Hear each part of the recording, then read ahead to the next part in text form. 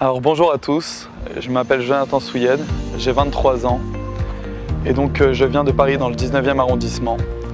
J'ai décidé de venir en Israël, je viens de Lucien de Hirsch, dans le 19e arrondissement, donc j'ai passé mon bac normalement en France. Et après je me suis confronté au choix de décider si je voulais venir en Israël ou si je voulais rester en France.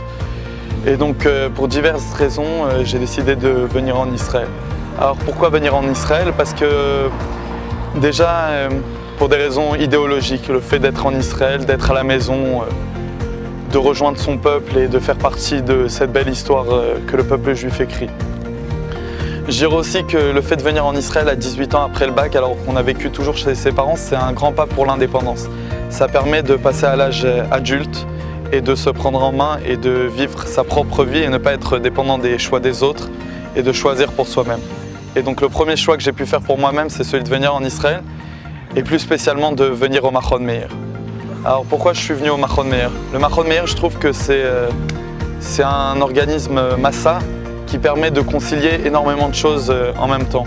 Premièrement, le fait d'étudier les textes saints au Machon Meir dans un entourage de gdoucha, de sainteté, de spiritualité avec des rabbanim de qualité, ça permet de renforcer nos idéaux et les raisons pour lesquelles nous sommes ici en Israël et pour lesquelles nous avons construit ce beau pays et nous faisons partie du peuple juif. Je dirais de plus que le Machon Meir, ça permet d'apprendre énormément sur soi-même. Parce que l'étude de la Torah, c'est aussi une étude sur soi-même et j'ai pu apprendre énormément sur moi-même grâce à ça. Machon Meir, c'est aussi un tremplin dans le fait qu'il nous propose des cours d'Ulpan pour renforcer notre hébreu.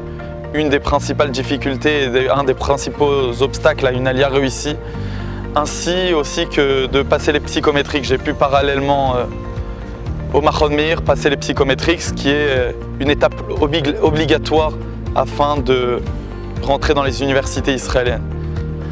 Donc après le Machon Meir, qui m'a apporté énormément, j'ai décidé de faire l'armée. Donc j'ai fait l'armée pendant 1 an et demi en tant que volontaire.